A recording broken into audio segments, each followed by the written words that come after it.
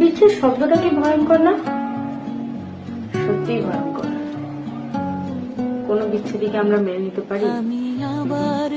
মেনে নিতে পারি না। আমরা মেনে নিতে পারি নিজের প্রিয় বন্ধু বান্ধবীদের সাথে বিচ্ছেদ, না মেনে নিতে পারি নিজের প্রিয় প্রেমিক প্রেমিকার সাথে বিচ্ছেদ, আর না নিজের বাবা মার সাথে বিচ্ছেদ।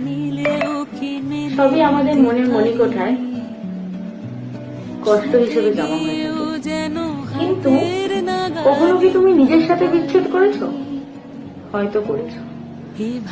তাহলে বুঝতে পারবে এর থেকে বেশি কষ্ট হয়তো আর কিছুতে হতে পারে।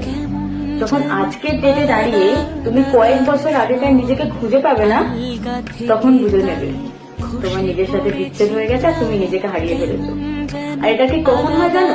যখন আমরা নিজেকে ভুলে অন্যের জন্য বাঁচা শুরু করে দিই। এটা কি ঠিক? একদমই না।